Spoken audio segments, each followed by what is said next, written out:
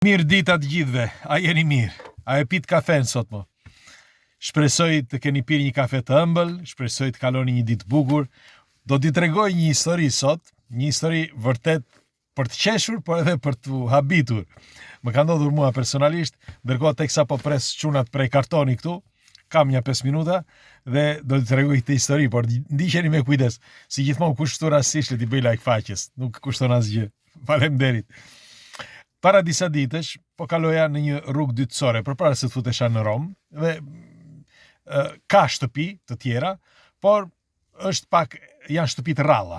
Kështu që nuk ishte brenda qytetit që t'ishin shtëpit njëra pas tjetrës. Dhe kur është kampanja, si t'ja them unë, është si tip fshati në periferi, njeriu ka edhe frikë. Kështu që ishte natë, binte shi, në rrugë s'kishte pothuaj as kënd. Dhe herë kalonte ndonjë makinë. Kur shikoj unë, sepse ishte një rotator, një kulaç, si i themi, rotatorja. Pas kësaj rotatore, sepse frenova aty, ishte rotatorja, mos vindo një makinë e vogël, sa po e kalova, rotatoren përballë meje, nga krau i djathtë, shikoj njërin që po ja bënte me duar. Kështu. Edhe, po unë s'pash makinë me 4 freqa, nuk e pash. Dhe thash unë, ky mos është në një ajdut, mos është në një... Se e ke parasysh, natën, bie shi, nuk ishte shumë, natë ishte 9:30, 10:20. Por nuk pash makinën. Nuk pash makinën dhe aty ku gjende ai ishte vetëm një shtëpi nga krau i majt, një 100 metra larg. Pas me ishte një shtëpi tjetër, por nga krau i djathtë e kalova të shtëpi. Dhe u bëra pak kurioz. Mirë po më erdhi gjuna sepse ishte pa çadër, kishte vënë vetëm xhaketën kështu i shkreti. Dhe e pash i thash, hapa dritaren i thash unë, çka ka ndodhur i thash? Më ka lënë makina tha. Hajde i thash unë, ku do shkosh ti? Thash, më tha ku do shkonte. Unë nuk kisha rrugën andej, por me qenë se ashtu, tha më ço ku të duash ta vetëm të futem në qytet, ta pastaj iki me kështu tha, me mjete. Dhe shkova, e mora, u fut në makinë, dhe duke ecur rrugës shu, po më shikonte.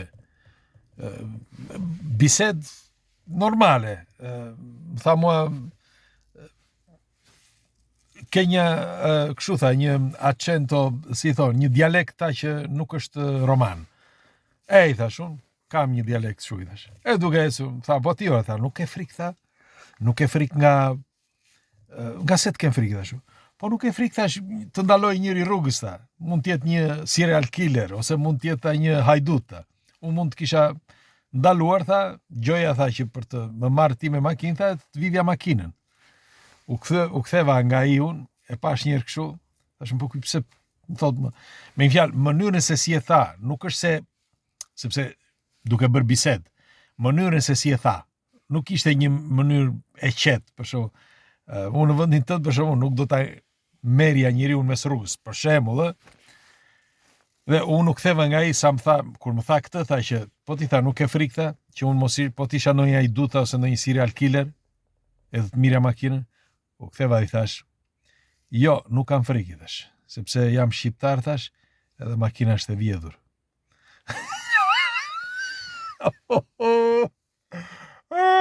Mos o zot, u bë tylli verdh, i iku ngjyra e buzëve, më fiksoj një 3-4 sekonda, unë po, në mendjen e ti po po thot vërtet apo si është puna?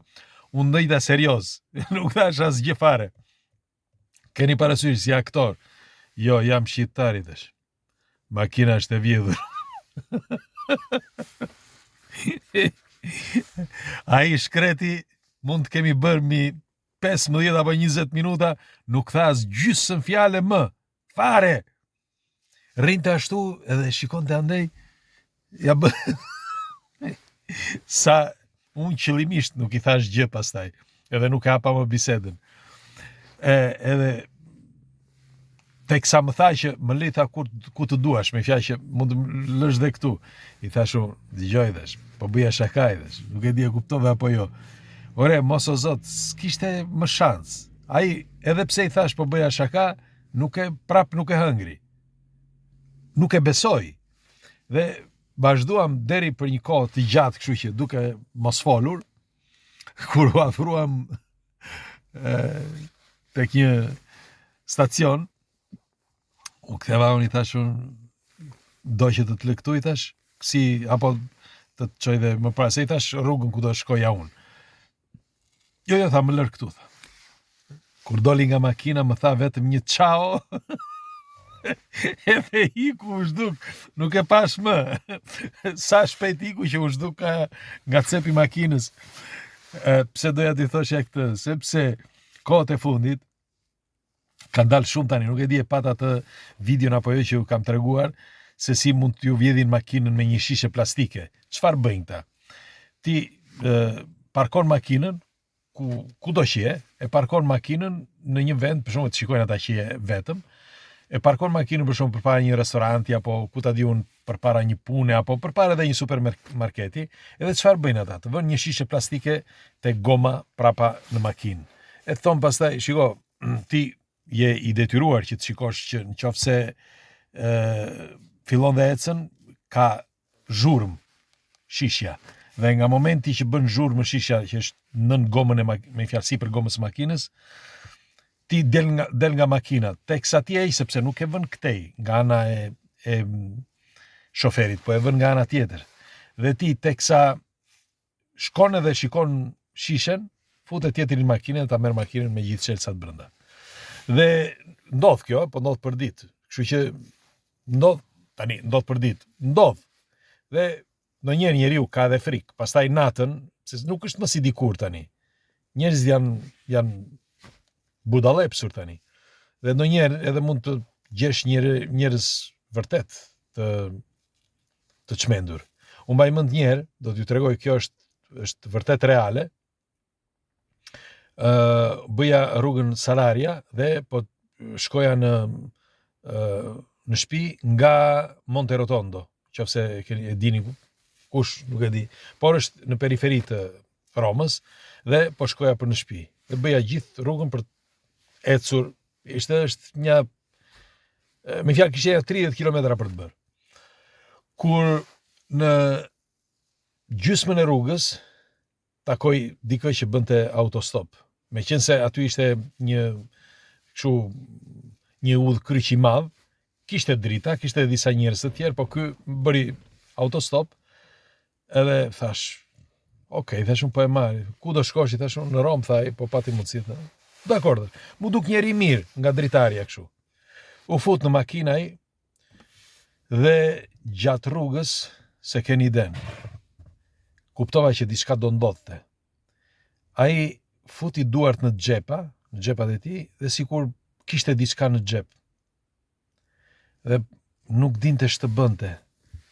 Sikur, me një fjalë, mendimi im është, nuk e di, mendimi im është që ai u fut në makinë për të vjedhur dikë, ose ti merrte makinën, ose ti merrte para. Me fjalë ta detyronte për të marrë para, sepse kishte, me një fjalë, kur më kërkoi që të futej në makinë, ishte pa kapuç. Pastaj u fut në makinë e vuri kapuçin teksa u fut në makinë. Dhe mendoj që ishte në një drogaxhi, sepse ja bënte gjithmonë. Dhe mënyrën se si lvizte, mendoj që ishte kështu. Unë nuk ja ndava syt, vetëm shikoja duke ecur, shikoja. Ai kthente kokën sa majta zgjatha, sepse po të nxirrte ndonjë gjë dhe ja futa unë dru makinës. Me fjalë unikja me ku mundesha, me 80, 90, që është një rrugë që nuk ecën dot shpejt. Megjithatë unë ecja shpejt, që thash sido që të jetë puna, ai të kuptoj që nëse do përplasemi, do e haj dhe ai. Dhe kur më tha ku do ta lija, aty e kuptova me fjalë që aty ku e lash unë, s'kishte shans fare që ai të jetonte në atë zonë.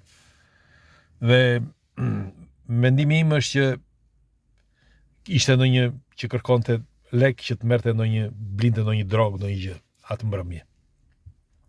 Dhe ç'është e vërteta, natën nuk është më si dikur. Nuk mund të marrësh dot njerëz tani do si do pa u informuar kush është vështirë. Por para ca netësh më erdhi keq se ishte lagur i shkreti. Uj, ndoshta nuk e pyeta nëse kishte njerëz apo jo, po padyshim nëse kishte ndonjë njeri do ta kishte telefonuar që të vinte ta merrte. Po padyshim ai s'kishte ndonjë njeri aty afër, dhe kështu që po e bukur ishte ajo që jo e thash. Jam shqiptar, ndaj s'ka frikë. E makina është e vjedhur. U bë dylli verdi shkreti. Nejse. Unë ju uroj një ditë të këndshme, kalofshi punë të mbarë njerë, kalofshi një ditë të këndshme, ju përqafoj dhe më tregoni ndonjë histori tuajnë, nëse ju ka ndodhur një histori e tillë. Hajde, ditën e mirë, çanatën e mirë. Po i thosh ati natën.